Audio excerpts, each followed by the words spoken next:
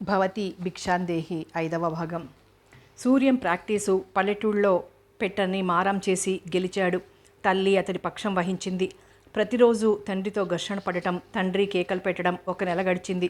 చివరకు తండ్రికి విసుగు పుట్టి, మీ ఇష్టం వచ్చినట్లు చేసుకోండి, దరిద్ర దేవతను ఆహ్వానిస్తానంటే నేను అడ్డుపడగలనా? అయితే వెళ్ళి చేసుకో అన్నారు. తన పట్టు నెగ్గింది కదా అని అదివరకే నిశ్చయమైన పిల్లతో పెళ్లి కొప్పుకున్నాడు సూర్యం. మరునాడు పరీక్షా ఫలితాలు తెలుస్తాయని పత్రికలో పడగానే కృష్ణకు ఆదుర్దా ఎక్కువైంది. పంతులు గారింటికి వెళ్ళి పిచ్చపాటి మాట్లాడుతూ ఉండేవాడు. రోజు ధ్యాసంతా పరీక్షా ఫలితాల మీద పెట్టుకుని ఒంటరిగా పొలాల వైపు వెళ్ళి సాయంకాలపు వేళ్లలో గడుపుతూ ఉండేవాడు. ఉదయం 10:30కు వచ్చే బస్సులో వార్తాపత్రికల కట్టలు వస్తాయి. సూర్యం, కృష్ణ బస్సు వచ్చే దగ్గర అరగంట ముందే చేరుకున్నారు. బస్సు రాగానే పత్రికల కట్టలు విప్పించి ముందు సూర్యం పేపర్ విప్పాడు. కృష్ణ గుండెలు దడదడ కొట్టుకుంటున్నాయి. పేపర్లో ముఖం దూర్చి కృష్ణ అన్నాడు సూర్యం. కృష్ణ కళ్ళు మూశాడు. పాస్ అయ్యావురా బాబు, ఫస్టున పాస్ అయ్యావు, ఇంకా ఆముదం తాగినట్లుగా ముఖం పెట్టకు. భుజం మీద చరిచి కృష్ణను అక్కడే ఉన్న హోటల్కి తీసుకువెళ్ళాడు సూర్యం. కృష్ణకు అతి సంతోషం కొద్దీ ఏం చేయాలో తెలియకుండా పోయింది. వేడివేడి కాఫీ గొంతుకలో పోసుకుని గబగబా పంతులు గారింటికి పరిగెత్తాడు. ఏం నాయనా, పరీక్షా ఫలితాలు తెలిసాయా అంటూ పంతులు గారు ఎదురుగా వచ్చారు. అవునండి, క్లాస్ కూడా వచ్చింది. వంగి ఆయన పాదాలు కళ్ళకద్దుకున్నాడు. ఏం చెయ్యాలని ఉంది చెప్పు, నీకు ఎందులో అభిరుచి ఉంది చెప్పు, అతన్ని కూర్చోబెట్టుకొని అడిగారు పంతులు గారు. నాకు సైన్స్లో చాలా అభిమానం ఉంది, బీఎస్సీ చదువుతాను ముందు, తర్వాత సంగతి ఆ తర్వాత చూద్దాం. కృష్ణ అభివృద్ధికి రావటం పంతులు గారికి ఎంతో సంతోషంగా ఉంది. ఆయనకు దేని మీద మనసు నిలవకుండా గంతులు వేయటం మొదలుపెట్టింది. సూర్యం పెళ్లి పనులలో నిమగ్నుడయ్యాడు. కృష్ణ పందిళ్లు వేయించటం, బజారు సామాన్లు తీసుకురావటం, పిండి మరకు వెళ్ళటం అన్నీ ఒక్కడే చేస్తున్నాడు. ఇంటికి పెద్ద కొడుకు మాదిరిగా సూర్యం తండ్రి చేతి కింద పనిచేస్తూ ఆయనకెంతో ఆసరాగా ఉన్నాడు. 50 మైళ్ళ దూరంలో ఉన్న గ్రామానికి బస్సు మీద తరలి వెళ్లారు మగ పెళ్లివారు. తన అన్నకు పెళ్లి జరుగుతున్నట్టుగా సంబరపడిపోతున్నాడు కృష్ణ. వాళ్లల్లో కలిసిపోయి ఇంటి మనిషి కంటే ఎక్కువగా తిరుగుతూ పెళ్లి పందిట్లో అందరి దృష్టిని ఆకర్షిస్తున్నాడు. ఆడపిల్లలు కల తల్లిదండ్రులు అతన్ని చూసి పిల్లవాడు బాగున్నాడు కదూ అనుకోవటం మొదలుపెట్టారు రహస్యంగా. ముహూర్తం అయింది. తలంబ్రాలు పడగానే భోజనాలకు లేచారంతా. పంక్తులు తీర్చి పెళ్లివారు ఆడ మగ విడివిడిగా కూర్చున్నారు. కృష్ణ, లక్ష్మీపతి, సూర్యం స్నేహితులందరూ ఒక పంక్తిలో కూర్చున్నారు. వడ్డన, కేకలు, పదార్థాల కేకలు, పెళ్లి కబుర్లు, వంటకాల విమర్శలు, నవ్వులు, అన్ని రకాల సంభాషణలు భోజనాల పందిట్లో సాగిపోతున్నాయి. ఎవరి సందడిలో వారున్నారు. ఆ అబ్బాయి ఎవరండి? మగపెళ్లి వారితో కూడా వచ్చాడు, వాళ్ల వైపు పెత్తనమంతా చేస్తున్నాడు. కృష్ణ కూర్చున్న పంక్తికి ఎదుటి పంక్తిలో చివరిగా కూర్చున్న ఆయన పక్కనున్న ఆయన్ని అడగటం కృష్ణ చెవిన పడ్డది. తన గురించి ఎవరేమనుకుంటారోనని ప్రతిక్షణం చెవులు రిక్కించి వినే కృష్ణ అటే చూస్తున్నాడు. ఆ పిల్లవాడిని ఎరుగరా? మన దక్షిణామూర్తి శాస్త్రి గారు తెలుసా? ఆ మఠంలో చిన్న స్కూల్ పెట్టుకుని ఉంటున్నాడే, ఆయన ఇంట్లో ఉంటూ అందరి ఇళ్ల నుంచి అన్నం తెచ్చుకుని తింటూ చదువుకునేవాడు. ఇప్పుడు పెళ్లి కొడుకుతో కూడా వెళ్ళి అక్కడ ఏదో చదువుతున్నాడట. అతడికి ఈ ఊళ్ళో ఉన్నప్పుడు భవతి భిక్షాందేహి అని పేరు. ఆహా, పిల్లవాడు చాలా చురుగ్గా తెలివిగా ఉన్నాడు సుమా. అంతలోకి లడ్డు, పులిహోర వడ్డనకొచ్చాయి. పిల్లలంతా మాకొకటి అంటూ కేకలు పెడుతున్నారు. లక్ష్మీపతితో తన భవిష్యాన్ని గురించి చర్చిస్తున్న కృష్ణ చటుక్కున సంభాషణ ఆపేశాడు. ముఖమంతా ఏదో బాధపడుతున్నట్లుగా ముడుచుకుపోయింది. ఎత్తిన ముద్ద చేతి నుంచి జారిపోయింది. ఏమైందా అని కృష్ణవంక తలెత్తి చూశాడు లక్ష్మీపతి. తల పట్టుకుని చివారున లేచిపోయాడు కృష్ణ. లక్ష్మీపతి తెల్లబోయాడు. కృష్ణ లేచిందెందుకు అర్థం కాక.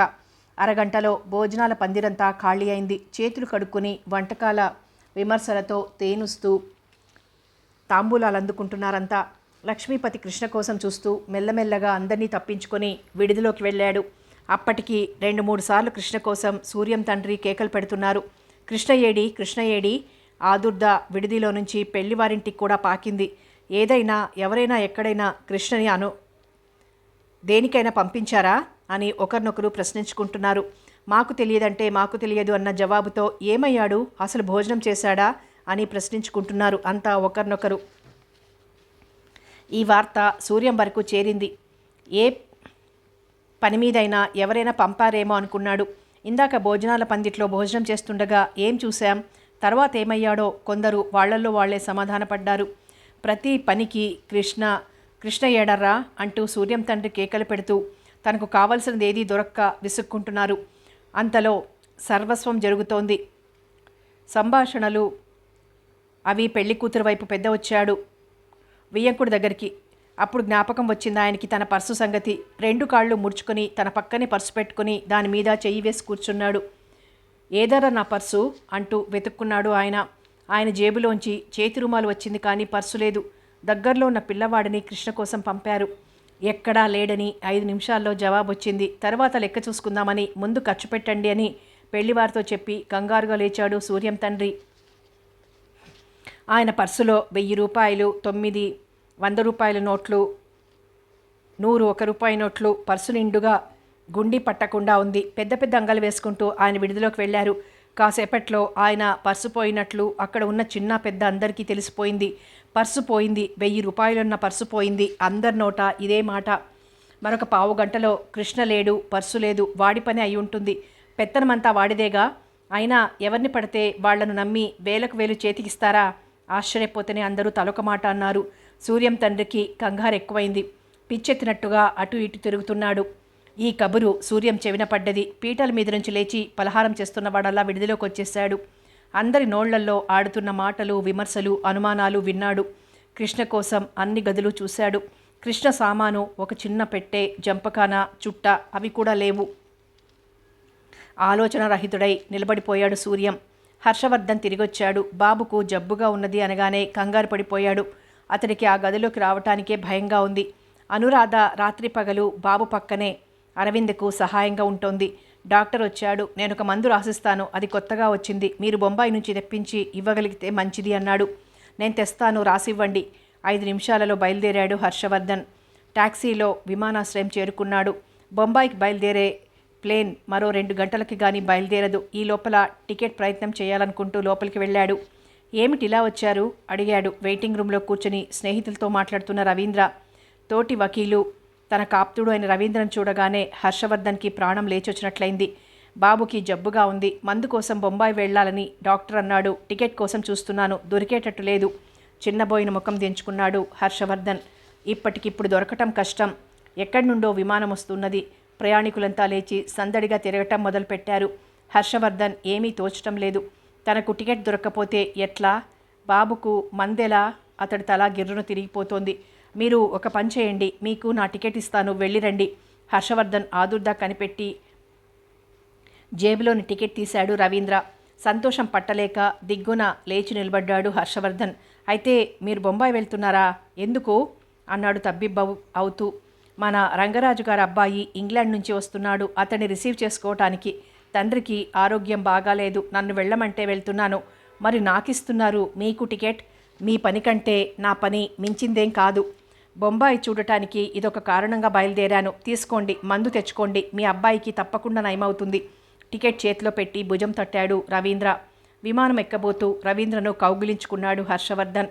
స్నేహితుడంటే సమయానికి ఆదుకునేవాడే నిజమైన స్నేహితుడు అనుకుంటూ విమానం ఎక్కిన హర్షవర్ధన్ చేతి రుమాలు ఊపుతుంటే సంతోషంతో చెయ్యి చాపి రవీంద్ర వెనక్కి తిరిగాడు. ఇంట్లో అనురాధ, అరవింద ఒకరు విడిస్తే ఒకరు బాబును కనిపెట్టుకుని ఆ గదిలో కూర్చున్నారు. సుభద్రమ్మ అక్కడే కొంగుపరుచుకొని గడప మీద తల పెట్టుకొని పడుకుంటోంది. రంగారావు గారు అటు ఇటు ఆదుర్దాతో తిరుగుతున్నారు. దోమతెర ఎత్తి 5 నిమిషాలకు ఒకసారి పిల్లవాడిని చూస్తున్నారు. ఎవరి కంటి మీదికి కునుకు రాలేదు. భళ్ళున తెల్లవారింది. కృష్ణ గబగబా తన సామాను తీసుకొని బస్టాండ్ చేరుకున్నాడు. రోషము, అభిమానము అతడిని ఊపేస్తూ ఉండగా ప్రయాణికులు కూర్చునే షెడ్డులో పక్క చుట్ట వేసుకొని కూర్చున్నాడు. అరచేతిలో ముఖం పెట్టుకుని శూన్యంలోకి చూస్తున్నాడు. అతడికి తల గిరగిరా తిరుగుతున్నట్లుగా ఉంది. బస్సు ఒకటి అతడి ముందుకొచ్చి నిలబడటం కూడా కనిపించలేదు. ప్రయాణికులంతా తోసుకుంటూ వచ్చారు. ఒకరికంటే ఒకరు ముందుగా బస్సు ఎక్కి ముందు సీట్లలో కూర్చోవాలని తొందరపడి తోసుకుంటున్నారు. ఆ తోపుళ్లలో చేతిలో ఉన్న సంచులు కింద పడిపోతున్నాయి. ముందు ఎక్కే వాళ్ల చేతి సంచులు వెనక ఉన్న వాళ్ళు ముఖాలకి కొట్టుకుంటున్నాయి. ఒకరినొకరు తిట్టుకుంటున్నారు. ఈ గలాబాలో కృష్ణ తన సామాన్ పట్టుకుని లేచి నిలబడ్డాడు. అతడికి ఆ తోపుళ్లలో ఎక్కబుద్ధి పుట్టలేదు. అందరూ ఎక్కిన తర్వాత చివరన ఎక్కి ఒక మూలగా నిలబడ్డాడు. సాయంకాలం 5 గంటలకి కృష్ణ గమ్యస్థానం చేరాడు. ఎక్కడికి వెళ్ళవలసింది, ఏం చేయవలసింది అతడికి తోచలేదు. బస్టాండ్లో ప్రయాణికులు విశ్రాంతి తీసుకునే షెడ్డులో పక్క పెట్టేసి చుట్ట తల కింద పెట్టుకొని పడుకున్నాడు. అతడికి మెలకువ వచ్చేసరికి రాత్రి 8 గంటలైంది. అక్కడే ఒక కప్పు కాఫీ తాగి 2 అరటిపళ్ళు కొనుక్కుని తిన్నాడు. అటు ఇటు 2 సార్లు తిరిగొచ్చి మళ్ళీ అక్కడే పడుకున్నాడు. తెల్లవారుజామున 5 గంటల నుండి ఊళ్ళోకి వెళ్లే బస్సులు ఒక్కొక్కటి వచ్చి వాటి స్థానంలో నిలబడ్డాయి. మళ్ళీ ప్రయాణికుల గలాబా మొదలైంది. పత్రికలు, కాఫీ, పళ్ళు అమ్మేవాళ్ల కేకలతో బస్టాండ్లో రద్దీ ఎక్కువైంది.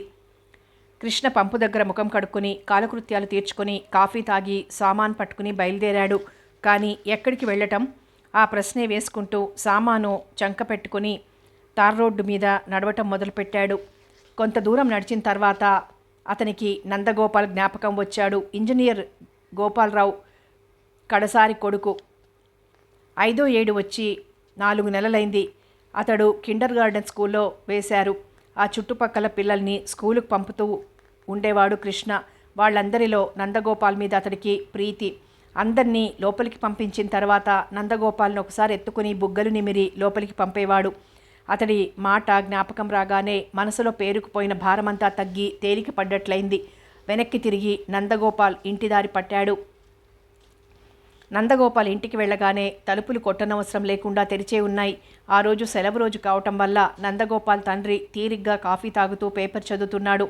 ఆయన భార్య సరోజిని పక్కనే కూర్చుని ఏవో కబుర్లు చెప్తోంది. అక్క, నందగోపాల్ లేడా?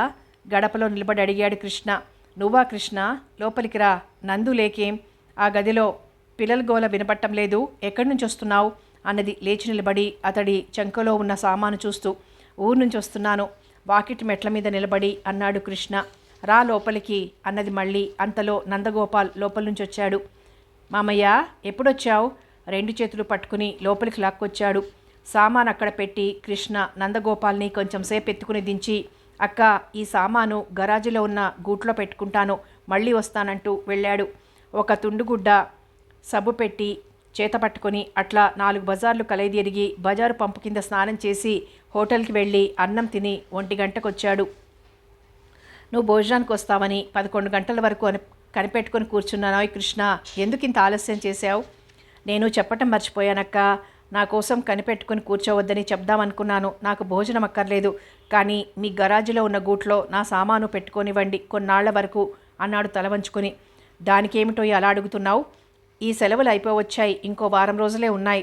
నందగోపాల్ని కొంచెం పుస్తకాల ముందర కూర్చోబెట్టవు అన్నది. ఇవాళ ఒక్కరోజు నన్ను వదిలిపెట్టండి, రేపటి నుంచి చెప్తాను అని తాను అది వరకు చదువు చెప్పిన పిల్లలందరి ఇళ్లకు ఒకసారి వెళ్ళాడు. అందరూ అతనిని ఆప్యాయంగా పలకరించి చదువు ఎప్పటి నుంచి మొదలు పెడతారని అడిగారు. అతడు చాలా రోజులకు కనబడినట్లుగా సంతోషంతో కేకలు వేస్తూ అతని చుట్టూ తిరిగారు పిల్లలు. మీరంతా ఇవాళ బాగా ఆడుకోండి, ఎగిరి గంతులు వేయండి, రేపటి నుంచి చదువుకుందురు కానీ ఏం అందరినీ నవ్వించి బయలుదేరాడు కృష్ణ. అది కొత్తగా పెట్టిన సైన్స్ కాలేజీ సిటీకి మధ్యగా ఉన్నది. అంతకు పూర్వం ఆ భవనం అమానుష చర్యలకు ఆలవాలమై కత్తులు తయారు చేసే కార్ఖానా, ఈనాడు విజ్ఞాన బోధ చేసే కళాశాల. వితరణ బుద్ధి, ఉత్సాహము గల యువకులు ఆ కళాశాలను చాలా అభివృద్ధిలోకి తెచ్చారు. పాడుపడిన గోడలు, పడిపోయిన వరండాలు, శిథిలమైన భాగాలు పడగొట్టి ఆ స్థలంలోనే కన్ను చెదిరే పెద్ద భవనం కట్టారు. అద్దాల తలుపులతో అంతస్తుపై అంతస్తు లేచింది. ఆ కళాశాల ప్రిన్సిపాల్, అక్కడ పనిచేసే లెక్చరర్స్ కొందరు కృష్ణకు పరిచయమైనారు.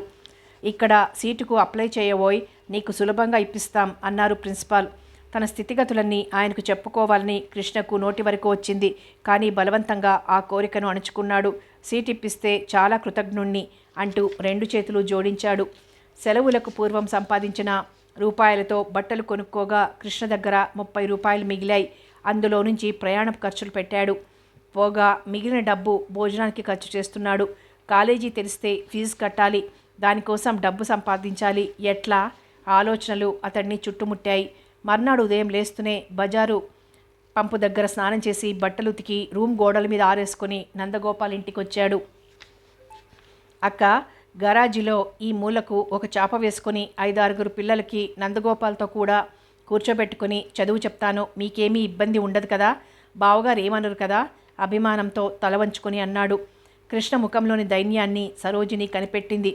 అతని ఆత్మగౌరవాన్ని ఆమె మనసులోనే ప్రశంసించింది. అతడి పరిస్థితులను గురించి అడగాలని అనుకున్నది, కానీ అతడు నొచ్చుకుంటాడేమో అనుకుని ఊరుకుంది. అతడిని గురించి ఏది అడగబోయినా అతను ముఖం చిట్లించటం ఆమె కనిపెడుతూనే ఉంది. అతన్ని చూసినప్పటి నుంచి ఒక విధమైన వాత్సల్యం కలిగింది. ఆ గరాజీలో ఆ దుమ్ములో ఏం కూర్చుంటావు కానీ మా గది వెనుక ఉన్న వరండాలో కూర్చోపెట్టుకో. అతడిని వరండాలోకి తీసుకెళ్లి చూపించింది.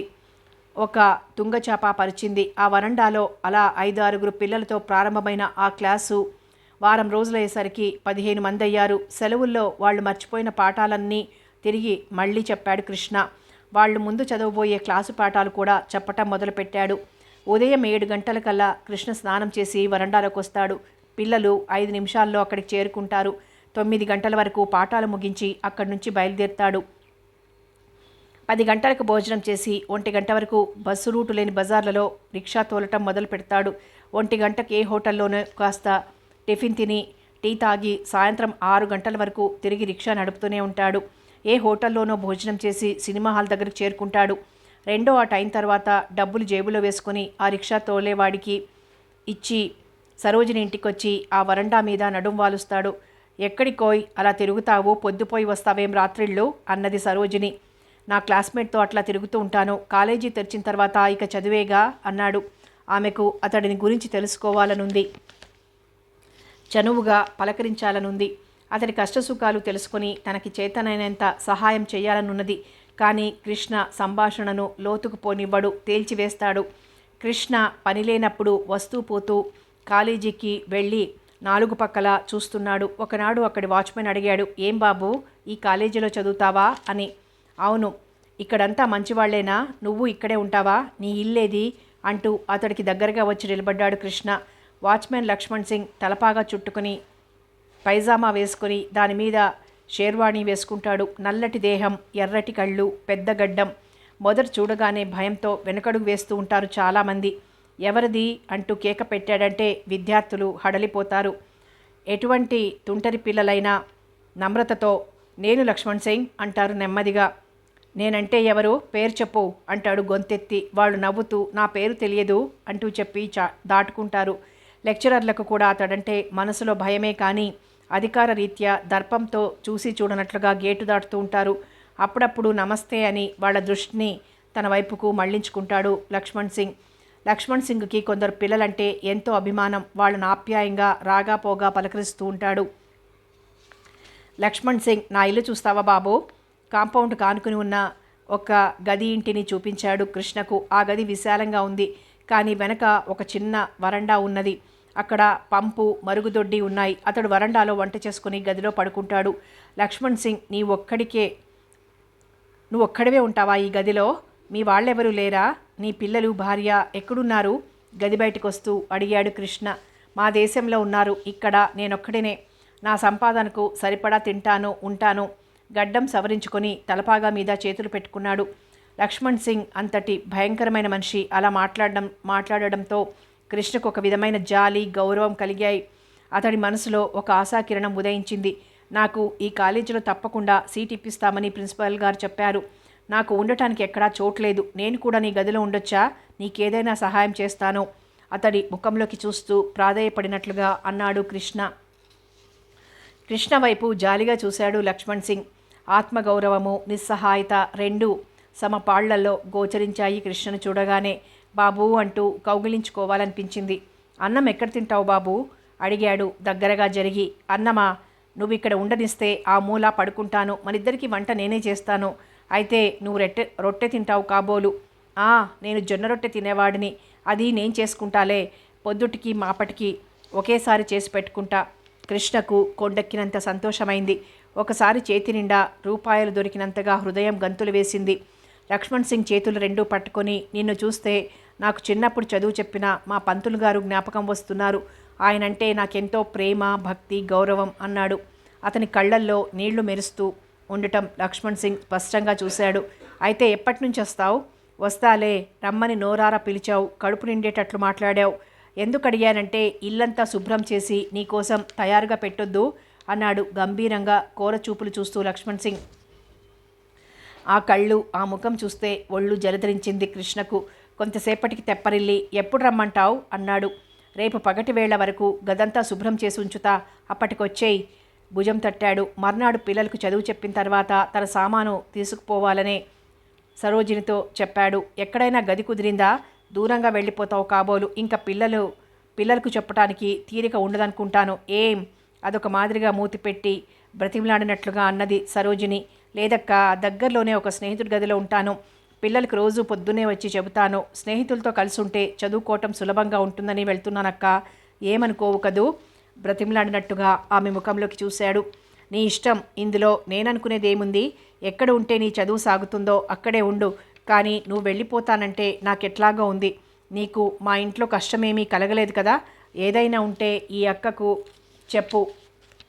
ఈ అక్కను క్షమించు. ఎక్కడున్నా పిల్లలకు చదువు చెప్పటం మానకు అంటూ 10 రూపాయల నోట్లు 7 5 రూపాయల నోట్ ఒకటి అతడు చేతిలో పెట్టింది. ఇదేమిటి? ఇవెక్కడివి? నివ్వెరపోయాడు కృష్ణ. పిల్లలంతా మాస్టర్ గారికి కాలేజీ తెరిస్తే ఖర్చులకు కావాలేమోనని అడ్వాన్స్ తెచ్చిచ్చారు. మొత్తం 75. అతన్ని లోపలికి తీసుకెళ్లి బలవంతంగా భోజనం పెట్టింది సరోజిని. కృష్ణకు సరోజిని ఇంటి నుంచి బయలుదేరేటప్పుడు కళ్ళల్లో నీరు తిరిగింది. కంఠం రుద్ధమైంది. అక్క, నీ ఆప్యాయత మర్చిపోలేనంటూ వాకిట్లోకొచ్చాడు. కనుచూపు మేర వరకు అతన్ని చూసి సరోజిని లోపలికొచ్చి ఎట్లా వచ్చాడో అట్లా వెళ్ళిపోయాడు. పరాయి పిల్లవాడిగా వచ్చాడు. మరుక్షణంలోనే తమ్ముడివ మాదిరిగా కూడా తిరిగాడు. బరువుగా నిట్టూర్చింది. ఏదో వెలితిగా ఉంది అనుకుంటూ బాధపడ్డది. కృష్ణ లక్ష్మణ్ సింగ్ దగ్గరికి వచ్చేసరికి తలుపులు బార్లా తెరుచున్నాయి. గదిలో ఒక మేదర మంచం, ఒక మూల ఒక పాత బల్ల, దాని ముందు ఒక కుర్చీ మూలకు వేసి ఉన్నాయి. వరండాలో బూడిదంతా ఎత్తి పొయ్యి శుభ్రంగా అలికి ఉన్నది. గది మధ్యగా నిలబడి లక్ష్మణ్ సింగ్ పిలిచాడు కృష్ణ. అతడంత దూరాన్నించి వస్తూ పళ్ళు బయటికి పెట్టి గడ్డం సవరించుకుంటూ, వచ్చావా? అంతా తయారు చేశాను. ఇంక చదువుకో. బాగా చదువుకుని పెద్ద ఉద్యోగం చేయి. సంపాదించి నాకు అన్నం పెట్టాలి. నేను ముసలివాడినైపోతున్నాను అన్నాడు కృష్ణ భుజం తట్టి. తన కోసం గది తయారు చేసినందుకే కృష్ణకు ఆశ్చర్యంగా ఉంది. అతడి మాటలకు మరింత ఎక్కువైంది ఆ అభిమానం. ఆ మాటలు ఆత్మీయులు, హితాభిలాషులు కూడా మాట్లాడరేమో అనిపించింది. అటువంటి ఆప్యాయతను అతని హృదయం భరించలేక కదిలిపోయింది. అంతకంటేనా? లక్ష్మణ్ సింగ్ చేతులు 2 పట్టుకున్నాడు మితిమీరిన పూజ్యభావంతో. ఆ సాయంత్రం కృష్ణ 2 అల్యూమినియం గిన్నెలు కొనుక్కొచ్చాడు. ఒక దానిలో కూర, ఒక దానిలో అన్నం వండాడు. ఇద్దరూ ఎదురెదురుగా చిన్న చాపలు వేసుకొని కూర్చున్నారు. పింగాణి పళ్ళెంలో కృష్ణ వడ్డించుకున్నాడు. లక్ష్మణ్ సింగ్ ఒక పళ్ళెంలో రొట్టెలు పెట్టుకుని గిన్నెలో పులుసు పోసుకొని కూర్చున్నాడు. ఏం రొట్టెలవి? ఎప్పుడు చేశావు అన్నాడు కృష్ణ. జొన్న రొట్టెలు, ఒంటికి మంచిది, చౌకగా గడిచిపోతుంది. పొద్దుటివేళ 4 చేసి రాత్రికి 2 ఉంచుతా. అయితే నేను ప్రయత్నిస్తాను రేపు. చాలా పొద్దుపోయే వరకు కృష్ణ ఏదో పుస్తకం చదువుకుంటూ కూర్చున్నాడు. 12 గంటలకు సుమారుగా జంపకాన పరుచుకొని పడుకున్నాడు. లక్ష్మణ్ సింగ్ వాకిట్లో నుంచి వచ్చి, ఈ మంచం ఎవరి కోసం అనుకున్నావు? నీకే, నీ పక్క దాని మీద వేసుకో అన్నాడు ఎదురుగా నిలబడి. పెద్దవాడవు, నీకు మంచం ఉండాలి, నాకెందుకు చెప్పు? నా వయసు ఎటువంటిదంటే కటికి రాళ్ల మీద పడుకున్న క్షణంలో నిద్రపడుతుంది. లేవకుండానే జవాబిచ్చాడు కృష్ణ. అట్లా వీల్లేదు, లేచి పక్క వేసుకో మంచం మీద కొంచెం గట్టిగా అన్నాడు లక్ష్మణ్ సింగ్. కోప్పడకు మరి, నువ్వు చెప్పినట్లు వింటాగా. నవ్వుతూ కృష్ణ మంచం మీద పక్క వేసుకున్నాడు. తృప్తిగా నవ్వాడు లక్ష్మణ్ సింగ్. ఆ మర్నాడు లక్ష్మణ్ సింగ్ దగ్గర రొట్టెలు చేయటం నేర్చుకున్నాడు కృష్ణ. అతడికని ఎంతో రుచిగా ఉన్నట్లనిపించింది. లక్ష్మణ్ సింగ్ మాదిరిగా తను కూడా ఉదయమే 2 పూటలకు పనికొచ్చేటట్లుగా చేసుకోవచ్చు. పని కూడా కలిసి వస్తుందనుకున్నాడు. వెంటనే 2 రూపాయలు తెల్ల జొన్నలు తెచ్చి పిండి చేయించాడు. రాత్రి పడుకోబోయేటప్పుడు కృష్ణ, బాబాజీ, నువ్వు క్రింద పడుకుంటే నేను చూడలేను. నాకు ఆ మంచం మీద రాత్రి నిద్ర పట్టలేదు. నీకు అక్కర్లేకపోతే ఎత్తిపెట్టు అన్నాడు. కృష్ణ బాబాజీ అనగానే లక్ష్మణ్ సింగ్ కడుపులో పేగులు కదిలినట్లయింది. కూర్చున్నవాడలా దిగ్గున లేచి కృష్ణ అంటూ అతన్ని గుండెలకు హత్తుకున్నాడు. బొంబాయి నుంచి మందులు తెచ్చిన హర్షవర్ధన్ ఊళ్ళోకి వచ్చిన తర్వాత వాయువేగ మనోవేగాలతో ఇల్లు చేరుకున్నాడు. గబగబా మెట్లెక్కి పైకి వెళ్ళాడు సూట్ కేసు పట్టుకుని. వచ్చారా? మీకోసమే డాక్టర్ గారు ఇప్పటివరకు ఇక్కడ కూర్చుని వెళ్ళారు. అరవింద డాక్టర్ని తీసుకురమ్మని మనిషిని పంపింది. హర్షవర్ధన్ కొడుకు మంచం పక్కనే కుర్చీ వేసుకుని కూర్చున్నాడు. రఘుబాబు నీరసించిపోయాడు. కళ్ళు గుంటలు పడ్డాయి. అతన్ని చూసి బరువుగా నిట్టూర్చాడు హర్షవర్ధన్. డాక్టర్ రాగానే చెప్పాడు, ఈ బాబుకు గొంతులో ఒక చిన్న ఆపరేషన్ చేస్తాను. నాకు సహాయంగా ఇంకొక డాక్టర్ని తీసుకొస్తాను. రేపటి నుంచి మీరు తెచ్చిన మందు వాడతాను. డాక్టర్ వెళ్ళగానే స్నానం చేసి కాఫీ తాగి మళ్ళీ వచ్చి గది ముందర కుర్చీ వేసుకుని కూర్చున్నాడు హర్షవర్ధన్. వెళ్ళిన డాక్టర్ గంటలో ఇంకొక డాక్టర్ని తీసుకొచ్చాడు. ఆ గదిలో తగిన ఏర్పాట్లు చేసింది అరవింద. రఘుబాబుకు గొంతుకు కింద ఒక చిన్న రంధ్రం చేసి ప్లాస్టిక్ గొట్టం ఒకటి అమర్చారు డాక్టర్లు. 2-3 రోజులు జాగ్రత్తగా కాపాడినట్లయితే మామూలు మనిషి అయిపోతాడని డాక్టర్లు చెప్పారు. హర్షవర్ధన్, అరవింద పిల్లవాడు ఆపదలో నుంచి బయటపడినట్లేనని సంతృప్తి చెందారు. రావు బహదూర్ రంగారావు గారి మనసు మరొక విధంగా పనిచేస్తోంది. కొడుకు కోడలు ఇద్దరూ సంపాదించి సంసారాన్ని క్రమంగా బాగు చేస్తున్నారు. హర్షవర్ధన్ మంచి ప్రాక్టీస్ గల వకీలని అప్పుడే ఒకరిద్దరి నోట విన్నాడు. తన మనవడచ్చు తన పోలిక. రఘుబాబు పెద్దవాడయ్యేసరికి తమ కుటుంబం వెనుకటి ప్రభావాన్ని పుంజుకుంటుంది. రఘుబాబు రావు బహదూర్ రంగారావు గారి మనవడు. ఆయన మీసాలను మెలిపెట్టుకుంటూ పెద్ద హాలులో ఉన్న తమ పూర్వీకులు జమీందారు డ్రెస్తో తీయించుకున్న ఫోటోలను తలపంకిస్తూ ఒకసారి చూసుకొని తన పెద్ద కుర్చీలో కూర్చున్నాడు. రఘుబాబు గదిలో అనురాధ, అరవింద చెరొక వైపు మంచాలు వేసుకుని అతని మంచం మధ్యకు లాగారు. గడప కవతలగా హర్షవర్ధన్ పడుకున్నాడు. పిల్లవాడికి జబ్బు తగ్గిపోయిందన్న నమ్మకంతో అందరూ గాఢ నిద్రకు లోనైనారు. అరవింద 12 గంటలు కొట్టినప్పుడు అనురాధ లేచి చూసింది. పిల్లవాడు నిద్రపోతున్నాడు కదా అనుకుని మంచం మీద వాలి కళ్ళు మూసుకుంది. ఉదయం 7 గంటలకు ఒక్కొక్కరే లేచారు. పిల్లవాడు పడుకున్నాడు కదా అని అంతా కాలకృత్యాలు తీర్చుకుని కాఫీలు తాగారు. ఒక్కొక్కరే రఘుబాబు గదిలోకి వచ్చారు. అరవింద దోమతెర ఎత్తి చూసింది. ఆమెకేదో అనుమానం తోచి అనురాధను పిలిచింది. అనురాధ, హర్షవర్ధన్ ఒక్కసారి గదిలోకి వచ్చి చూశారు. పిల్లవాడి మెడ ఒక పక్కకు వాలిపోయి ఉంది. నౌకర్ని పంపారు డాక్టర్ కోసం. డాక్టర్ వస్తూనే పిల్లవాడు చేయి పట్టుకొని చూశాడు. ప్రాణం ఎప్పుడు పోయిందో దేహం మంచుగడ్డలా ఉంది. తలదించుకొని డాక్టర్ యువతలకు వచ్చాడు. ఈ జబ్బుకు ఎటువంటి ట్రీట్మెంట్ జరగాలో సరిగ్గా అదే ట్రీట్మెంట్ జరిగింది. మందుల లోపం లేదు, పరిచర్యలో లోపం లేదు. నేను చేయవలసిందంతా చేశాను, కానీ ప్రకృతిని గెలవలేకపోయాను. హర్షవర్ధన్ చేతులు పట్టుకున్నాడు డాక్టర్. ఆ మంచం దగ్గర కూలబడిపోయింది అరవింద. సుభద్రమ్మ, రంగారావు గారు మెట్ల దగ్గర తలలు పట్టుకొని కూర్చున్నారు. అనురాధ మంచం చుట్టూ పిచ్చిదానిలా తిరగటం మొదలుపెట్టింది. రఘుబాబు కోసం కొని తెచ్చిన మందులన్నీ ఒక బల్ల మీద పెట్టే ఉన్నాయి. తలుపులు తెరుచుకుని ఉన్న అతడి బీరువాలోంచి బట్టలు మడతలు మడతలుగా తొంగి చూస్తున్నాయి. అతడి ఆట సామాను ఒక పెట్టె నిండా మూతపెట్టి ఉంది. అనురాధ దిక్కులు తోచక చూస్తోంది. ఆమె దృష్టి గోడవారగా పడి ఉన్న ప్లాస్టిక్ గొట్టం మీద పడ్డది. అయ్యో, ఇదేమిటి? అనురాధ ఆశ్చర్యంతో దాన్ని చేతిలోకి తీసుకుని గది ముందర హర్షవర్ధన్ భుజం మీద చేయి వేసి మాట్లాడుతున్న డాక్టర్కు చూపించింది. ఇదా సంగతి? చూశారా హర్షవర్ధన్, ఆపరేషన్ విజయవంతంగా జరిగింది. ప్లాస్టిక్ గొట్టం అమర్చటం చాలా నేర్పుతో జరిగింది. మంచి మందులు వాడాం. నేను ప్రకృతిని జయించాననుకున్నాను, కానీ ఓడిపోయింది నేనే. పిల్లవాడికి తుమ్మో దగ్గో వచ్చి ఉంటుంది. దాంతో ఆ గొట్టం బయటకు వచ్చి ఉంటుంది. అది బయటికి వస్తే ఇంక ఊపిరి ఆడదు అన్నాడు బిక్క చచ్చిన ముఖంతో. అనురాధ అందరి దగ్గరికి వెళ్ళి ఓదార్పు మాటలు మాట్లాడుతూ అటు ఇటు తిరుగుతోంది. అందరికంటే రంగారావు గారిని పట్టసఖ్యం కావటం లేదు. బాబాయ్ గారు, జీవితంలో మనం ఏది కోరుకుంటామో అది లభించినందువల్ల సంతోషం ఉండదు.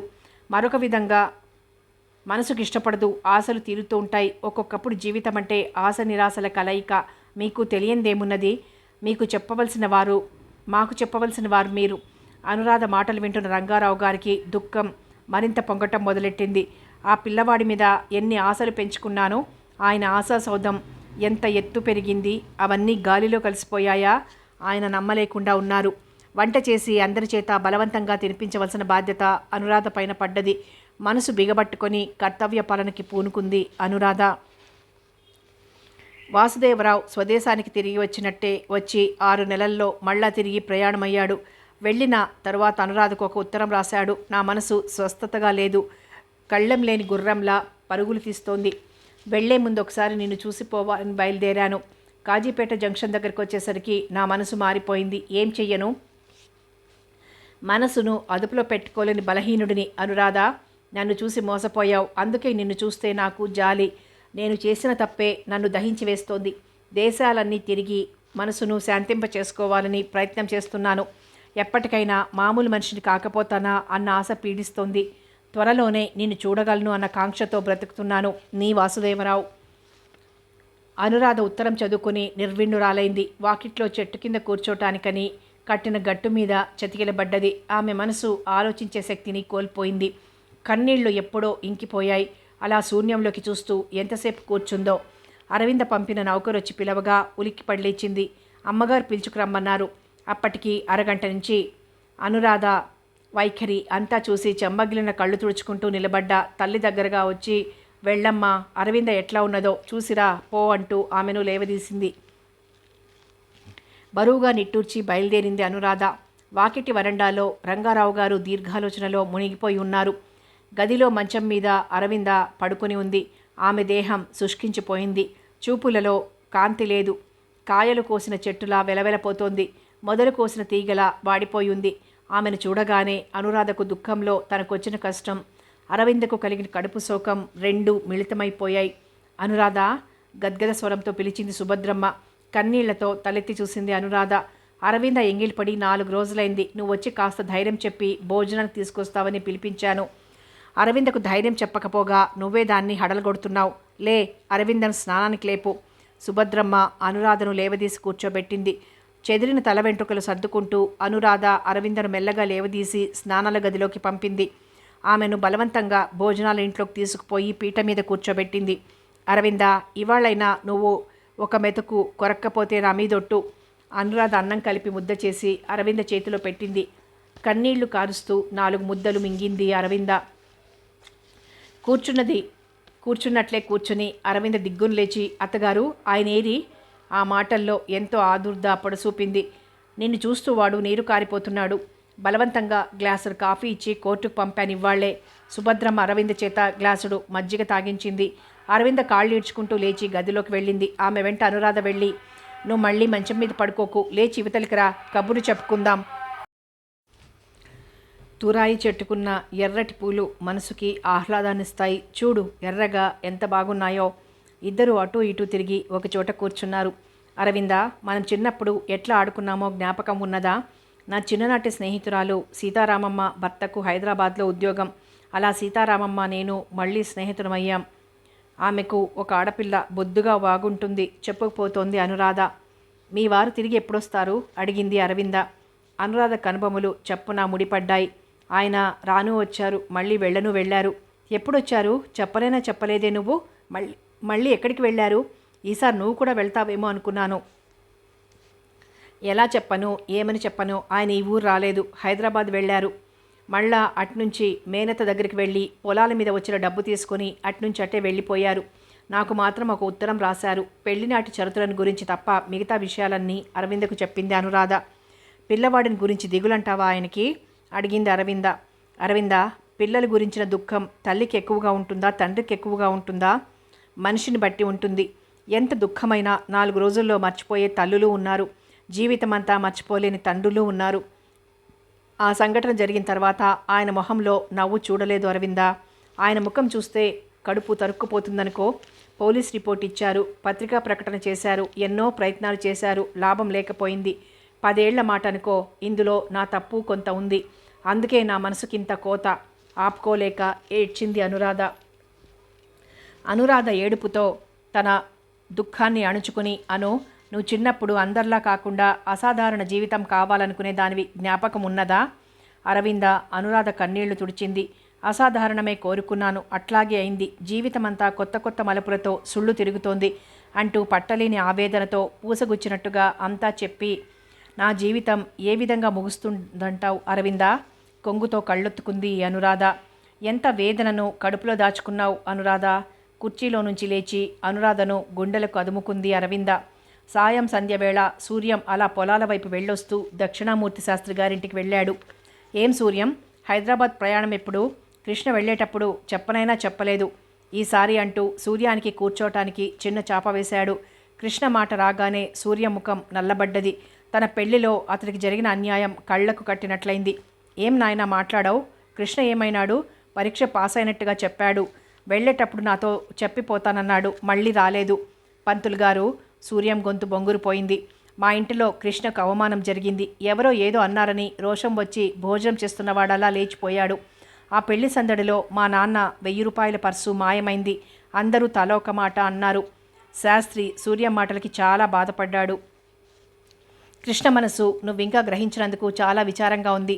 ఇన్నాళ్ల నుంచి చూస్తున్నావు కృష్ణను. నీ దగ్గరున్నప్పుడు ఎప్పుడైనా ఇటువంటి పని జరిగిందా? లేదు పంతులు గారు.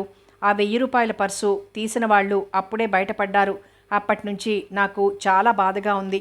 నేను హైదరాబాద్ వెళ్ళి అక్కడక్కడ విచారించాను. అతను ఎక్కడున్నాడో తెలియలేదు. బాబు, అతడు నిప్పు వంటి మనిషి. అటువంటి వాడిని మనం సామాన్యంగా చూడం. అందుకేనండి నా బాధ. నేను మిమ్మల్ని ఒకటి అడగాలని వచ్చాను. ఈ మధ్య పత్రికలలో ఒక ప్రకటన వచ్చింది. పిల్లవాడు తప్పిపోయాడు, ఎవరికైనా కనబడితే తెలపమంటూ ఫోటోతో కూడా పత్రికలో వేశారు. ఆ ప్రకటన ప్రతి నెలా వస్తూనే ఉంది. ఆ ఫోటో కృష్ణదని నా అనుమానం. చాలా చిన్నప్పటి ఫోటో అనుకోండి. మీకు చూపిద్దామని తీసుకొచ్చాను. జేబులో నుంచి పర్సు తీసి ఫోటో వెతికి తీసి ఆయన చేతికిచ్చాడు. కళ్ళజోడు పెట్టుకుని పంతులు గారు బాగా పరకాయించి చూశాడు. నాకు అలాగే అనిపిస్తోంది సూర్యం. ఎవరి ప్రకటన చేసింది? వాసుదేవరావు గారని, ఒక మిల్లు మేనేజర్. ఆయన ఇప్పుడు ఇక్కడ లేరు. ఏదైనా జవాబు వస్తే తనకు పంపమని పత్రిక వారికి అప్పగించి వెళ్ళాడు. అవును, ఆ మధ్య ఒక ఆయన వచ్చాడు. కృష్ణ సంగతి మీకు తెలుసా అంటూ. కృష్ణ నాకు పరాయివాడంటే బాధగా ఉంటుంది. అందుకే ఎటూ కాకుండా నాకు సరిగ్గా తెలియదు బాబు అన్నాను. ఇక్కడ ఒక పిల్లవాడు ఆ ఇంట ఈ ఇంట భోజనం చేస్తూ మీ దగ్గర పడుకున్నాడట. అతడు ఎట్లా ఉంటాడని అడిగారు. చదువుకున్న మాట నిజమే. పిల్లవాడు కొంచెం నలుపు. ఇప్పుడెక్కడున్నాడో నాకు తెలియదన్నాను. నా నమ్మకం అతడే కృష్ణ అని. వాసుదేవరావు గారు విదేశాలలో ఉన్నారట. అక్కడి నుంచి ప్రతి వారం ఉత్తరం వస్తున్నదట ఏమైందంటూ. నాకు కృష్ణ కనబడితే ఈ సంగతి చెప్దామని ఉంది. అంతా ఉండి అతడిట్లా పేదగా బ్రతకటం నాకు ఇష్టం లేదు. చాలా బాధగా ఉంది. బాగా ఆలోచించి ఏ పనైనా చేయబాబు. పంతులు గారి ముఖం అదోలా మారిపోయింది. కృష్ణ తన కుమారుడిలా, తన దగ్గర ఉన్న కృష్ణ అప్పుడే పరాయివాడైపోయినట్లుగా ఆయన బాధపడ్డాడు. సూర్యం లేచి బరువుగా అడుగులు వేస్తూ ఇల్లు చేరుకున్నాడు. అనురాధ, అరవింద తిరిగి స్కూలుకు వెళ్ళి పిల్లలతో కలిసిపోయి తమ హృదయభారమంతా తగ్గించుకోవటానికి ప్రయత్నం చేస్తున్నారు. పిల్లల చేత నాటకాలు వేయిస్తూ, నృత్యం చేయిస్తూ, ఆటపాటలు నేర్పుతూ కాలక్షేపం చేస్తున్నారు. స్కూల్ నుంచి ఇంటికి రాగానే అనురాధ తనకేమైనా ఉత్తరాలు వచ్చాయేమో అనుకుంటూ బల్ల మీద వెతుకుతుంది. మర్నాటి కోసం నిరీక్షిస్తూ ఉంటుంది. వాసుదేవరావు నెలకొక ఉత్తరం రాస్తాడు. ఆమె ఉత్తరాలను చదువుకోవాల్సిందే కానీ జవాబు రాసే అవకాశం ఇవ్వలేదు. తానెక్కడున్నది రాయడు, తన అడ్రస్ పంపడు. ఆమెకు తన హృదయ ఆందోళన వ్యక్తం చేయటానికి అవకాశం లేకపోవటం వలన మానసికంగా కృంగి కృషించిపోతున్నది. 1 సంవత్సరమా 2 సంవత్సరాల ఆమె హైదరాబాద్ వదిలిపెట్టి అప్పుడే 10 ఏళ్లు కావస్తోంది. వాసుదేవరావును చూసి 1 దశాబ్దం కావచ్చింది. ప్రతిరోజు ఉదయం లేస్తూనే అతను తను కలిసి తీయించుకున్న ఫోటోలు చూసి ఉత్సాహం తెచ్చుకుంటుంది. అతడు రాసిన ఉత్తరాలలో హృదయాన్ని రాగరంజితం చేసుకుంటుంది. ఆ దినం గడుస్తుంది. రాత్రి పక్క మీదికి చేరగానే ఏవేవో ఆలోచనలు భూత ప్రేత పిశాచాల్లా మీదికి దుమికి గొంతు పిసికినట్లు చేస్తాయి. మంచం మీద దొర్లగా ఏ తెల్లవారుజాముకో నిద్రపడుతుంది. స్కూలుకు సెలవులు ఇవ్వగానే ఎటైనా వెళ్లాలని, ఆ మార్పు వలన మనసు కుదుటపడుతుందని అనురాధ తల్లి పోరటం మొదలుపెట్టింది. అనురాధ మనసు కూడా ఉరకలు వేయటం మొదలుపెట్టింది. వాసుదేవరావును చూడలేకపోయినా అతనికి సంబంధించిన వాళ్ళని చూస్తే, అతనికి సంబంధించిన వస్తువులను చూస్తే మనసుకు ఊరట కలుగుతుందన్న ఆశ కలిగింది. వర్ధనమ్మకు ఒక ఉత్తరం రాసింది వస్తున్నట్లుగా. వర్ధనమ్మ పెద్దదైపోయింది. కళ్ళు సరిగ్గా కనబడవు. కంటికి పొర వచ్చింది. అలవాటుగా తిరుగుతున్న ఇల్లు కనుక తిరగగలుగుతోంది. వంటకు ఒక మనిషిని పెట్టుకుంది. ఆమెకు పగలంతా రేడియోతో కాలక్షేపం. అనురాధ వచ్చిన తర్వాత ఆమెకు పొద్దు బాగా గడుస్తున్నది. కానీ ఆ ఇంట్లో అడుగుపెట్టిన తర్వాత అనురాధకు అంతకు పూర్వం ఉన్న మనశ్శాంతి కాస్త మాయమైంది. ఎక్కడ కూర్చున్నా, ఎక్కడ నిలబడ్డా ఏదో గుబులు గుండెను తొలిచివేయటం మొదలుపెట్టింది. ఎక్కడ చూసినా అతడి స్మృతులు పాతపడుతున్నవి తిరిగి రేగటం మొదలుపెట్టాయి. గ్రీష్మంలో ఊగిపోయే లతలా అయింది అనురాధ. చిరాగల్లీలో ఒక ఇల్లు అద్దెకు తీసుకుని ప్రాక్టీస్ చేస్తున్న సూర్యం బయటికి బయలుదేరినప్పుడు బజార్లన్నీ కళ్లతో వెతుకుతాడు. సినిమాకు వెళ్తే టికెట్లు కొనే చోట హాల్లోనూ వెతుకుతాడు. కృష్ణ కనబడితే వాసుదేవరావు విషయం చెప్పి ఆయనకు ఉత్తరం రాయాలనుకుంటాడు. కానీ నెలలు సంవత్సరాలు గడుస్తున్నాయి. ఒకవేళ కృష్ణ హైదరాబాద్లో లేడేమోనని మనసును సమాధానం పెట్టుకోవడానికి చూస్తాడు. కానీ అతడు ఇక్కడే ఉన్నాడని మనసు నొక్కి నొక్కి చెప్తోంది. కృష్ణ ఒక్కసారి కనపడితే, కృష్ణ, నువ్వు ఆ పర్సు తీయలేదు, కానీ నిన్ను అందరూ అన్యాయంగా దొంగ అన్నారు, జరిగిన దానికి క్షమించు అని అతడిని గడ్డం పట్టుకుని బ్రతిమిలాడాలని ఉంది. కానీ ఇంతవరకు అనుకున్నది జరగలేదు. సూర్యాన్ని ఇంటికి రమ్మనమని తల్లి ఉత్తరం రాయించింది. ఆమె ఉత్తరం చేరగానే బయలుదేరాడు. సూర్యం కోడల్ని కూడా తీసుకువెళ్ళు. నీ తమ్ముడిక్కడ సరిగ్గా చదువుకోవటం లేదు. నీ దగ్గరుంటే భయభక్తులతో చదువుతాడేమో చూద్దాం అన్నది తల్లి. నాన్న పోయిన తర్వాత తమ్ముడిని కూడా తీసుకుపోతే ఇంటి దగ్గర సంగతి ఎవరు చూస్తారని ఊరుకున్నాను. నువ్వు ఇక్కడ పనులు చూసుకుంటానంటే వాడిని తీసుకువెళ్తాను, నాకు అభ్యంతరం లేదు అన్నాడు. నా కోసం వాడి చదువు పాడు చేయటం నాకు ఇష్టం లేదు. ఇక్కడి పనులు ఏదో విధంగా జరుగుతాయిలే. ఆమె బలవంతంగా కోడల్ని, చిన్న కొడుకును సూర్యం వెంట ప్రయాణం చేసింది. ఆ రోజు రైలు 1 గంట లేటు. రైలు హైదరాబాద్ స్టేషన్ చేరుకునేసరికి మధ్యాహ్నం 12 గంటలైంది. సూర్యం ప్లాట్ఫామ్ మీద నడుస్తున్నాడు. ఆనాడు ప్లాట్ఫారం చాలా సందడిగా ఉంది. 25 మంది విద్యార్థులు కబుర్లు చెప్పుకుంటూ ఉత్సాహంతో కేకలు వేస్తూ నడుస్తున్నారు. వాళ్ల మధ్య ఒక యువకుడు సూట్ వేసుకొని నడుస్తున్నాడు. వాళ్ళందరి ఉత్సాహానికి అతడు కారణమనుకున్నాడు సూర్యం. వాళ్ల వెనుక నడుస్తున్న సూర్యం వాళ్లకంటే ముందుగా వెళ్ళాలని ఆ గుంపుకు పక్కగా నడుస్తున్నాడు. అతని దృష్టి ఆ గుంపు నుండి త్వరగా నడుస్తున్న వ్యక్తి మీద పడ్డది. బాగా పరకాయించి చూశాడు. కృష్ణ ఒక్క కేక పెట్టాడు. కృష్ణ వెనక్కి తిరిగి చూశాడు. సూర్యం ఆ గుంపులో ప్రవేశించి కృష్ణ చెయ్యి పట్టుకుని యువతలకు తీసుకొచ్చాడు. ఇక్కడే ఉన్నావా? ఎంత వెతికినా కంటికి కనబడకుండా ఎక్కడున్నావు? ఇక్కడున్నాను. అదొక మాదిరిగా నవ్వాడు కృష్ణ. ఇంటికి పోదాంరా. ఈ ఊళ్ళోనే ఎక్కడున్నావు? చెయ్యి విడవకుండా గట్టిగా పట్టుకున్నాడు. ఇక్కడే ఉన్నాను. తర్వాత తీరిగ్గా వచ్చి కలుస్తాను. ఇప్పుడు ఊరు నుంచి వచ్చిన లెక్చరర్ గారిని విడిదిలో దించాలి. ఆయనకు అక్కడ కావలసిన ఏర్పాట్లు చేయాలి. చెయ్యి విడిపించుకున్నాడు కృష్ణ. తప్పకుండా రావాలి. నీతో మాట్లాడవలసిన సంగతులు చాలా ఉన్నాయి. నువ్వు రాలేకపోతే చెప్పు. నువ్వెక్కడుంటావో తెలిస్తే గానీ నేను రాలేను. నేను వస్తానన్నాడు తల వంచుకొని. వస్తానంటున్నావు. నా అడ్రస్ నీకు తెలుసునా? తెలుసు. నా అడ్రస్ నీకు తెలుసునా? తెలిసే ఇన్నాళ్ళు నన్ను కలుసుకోలేదా? తెల్లబోయాడు సూర్యం. వారం రోజుల తర్వాత కృష్ణ మెల్లగా అడుగులు వేసుకుంటూ సూర్యం ఇంటికి వచ్చాడు.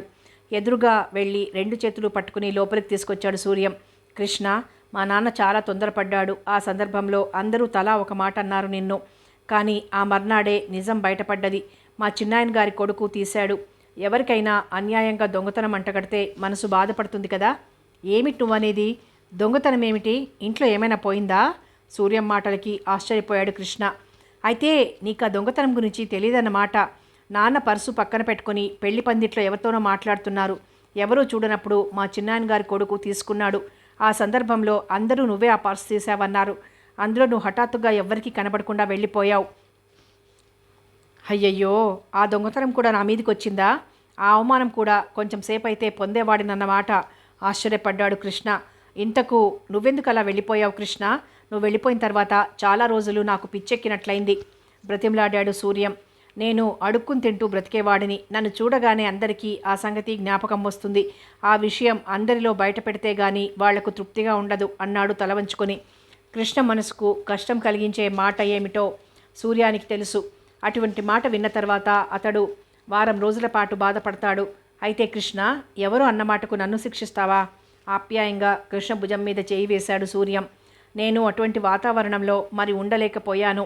ఆ మాటకు నేను కుళ్ళి ఏడుస్తూ నా భవిష్యత్తుని నాశనం చేసుకోవాలని వాళ్ళ ఉద్దేశం. అందుకే దిగ్గున లేచొచ్చేశాను. కృష్ణ ముఖం కోపంతో ఎర్రబడి నరాలు పైకి తేలాయి. పోనీలే, అదంతా మర్చిపో. ఇప్పుడు నువ్వేం చేస్తున్నావు? ఎక్కడున్నావు? ఇప్పుడైనా నేను నీ హితాన్ని కోరేవాడినని నమ్ముతావా? నాకు చెప్పు నీ సంగతంతా. ఇప్పుడు ఎంఎస్సి ఫైనల్ ఇయర్లో ఉన్నాను. ఉండటం ఎక్కడా? చెప్పటానికి కొంతసేపు తటపటాయించాడు కృష్ణ. అతడు చెప్పటానికి ఎందుకు సందేహిస్తున్నాడో సూర్యం గ్రహించాడు. ఎక్కడుంటున్నావు? చెట్టు క్రిందైతే ఉండవు కదా? అతడంత ప్రేమతో అడుగుతుంటే కృష్ణ నిగ్రహించుకోలేకపోయాడు. తాను హైదరాబాద్ వచ్చినప్పటి నుంచి అప్పటి వరకు జరిగిన సంగతి అంతా చెప్పాడు. తనకు 3 ఏళ్ల నుంచి మెరిట్ కమ్ మీన్స్ స్కాలర్షిప్ వస్తున్నట్లుగా కూడా చెప్పాడు. కృష్ణ పట్టుదలకు సూర్యం ఆశ్చర్యపడ్డాడు. కొంతసేపటికి తటపటాయిస్తూనే చెప్పాడు. ఈ మధ్య ఫోటోతో కూడా ఒక ప్రకటన పత్రికల్లో కనబడుతోంది. ఆ ప్రకటన ఫోటో తీసుకుపోయి పంతులు గారికి చూపించాను. ఆయన దగ్గరికి నువ్వు మొదటొచ్చినప్పుడు సరిగ్గా అలాగే ఉన్నావని ఆయన చెప్పారు. ఆ ప్రకటనకు జవాబిద్దామనుకుంటున్నాను. నేను చూశాను, కానీ నాకు దానిలో అంత కుతూహలం లేదు సుమా. పంతులు గారు ఇంకా ఏమన్నారు? అయితే నువ్వు చూసావన్నమాట దాన్ని. అయితే నీకెందుకంత వైముఖ్యం? పంతులు గారు నిన్ను మీ వాళ్లతో కలవటమే మంచిదన్నారు అన్నాడు సూర్యం ఇక దాచలేక. ఇదిగో సూర్యం, నువ్వు నాకెంతో సహాయం చేశావు. నీ రుణం తీర్చుకోలేను. నేనిప్పుడిక్కడ నా బ్రతుకు నేను బ్రతుకుతున్నాను. కష్టపడి నన్ను గుర్తించవలసిన అవసరాన్ని నేనెవ్వరికీ కలిగించదలుచుకోలేదు. విసురుగా లేచాడు కృష్ణ. చివాలున కుర్చీలోంచి లేచి కృష్ణను 2 చేతులతో అదిమిపట్టి కూర్చోబెట్టాడు సూర్యం మళ్ళీ. ఇద్దరూ మాట్లాడుతూ ఉండగా చీకట్లు కమ్ముకుంటూ వచ్చాయి. కృష్ణ, నువ్వు భోజనం చేసి వెళ్ళు బ్రతిమలాడాడు. వద్దు, నేను ఇప్పుడెక్కడా భోజనం చేయలేను. నా భోజనం ఇంట్లో ఉంది, వృధాగా చెడిపోతుంది బింకంగా అన్నాడు కృష్ణ. అలా వీల్లేదు. నువ్వు ఇక్కడ భోజనం చేయకపోతే నా మీద ఒట్టే. చివరికి కృష్ణ భోజనం చేయక తప్పలేదు. భోజనం కాగానే చెప్పులు వేసుకుంటున్న కృష్ణను చూసి, నేను స్కూటర్ మీద దిగబడతానుండు బయలుదేరాడు సూర్యం. కాలేజీ ఆవరణ సమీపించగానే సూర్యం ఇక్కడ ఆపు అంటూ కేక పెట్టాడు. స్కూటర్ దిగి, ఇక నేను వెళ్తాను, నువ్వు వెళ్ళు నిలబడ్డాడు కృష్ణ. నువ్వు ముందు లోపలికి వెళ్ళు, నేనెంతసేపు వెళ్తాను స్కూటర్ మీద. ఇద్దరూ నువ్వు వెళ్ళంటే నువ్వు వెళ్ళు అనుకుంటూ నిలబడ్డారు. చివరికి సూర్యం కదలక తప్పలేదు. స్కూటర్ స్టార్ట్ చేసి ముందుకు తీసుకుపోయి వెనక్కి తిప్పాడు. కాలేజీ ఆవరణలో ఉన్న క్వార్టర్స్లోకి వెళ్తున్న కృష్ణను చూసి ఆహా అనుకున్నాడు సూర్యం. కథ కొనసాగుతుంది.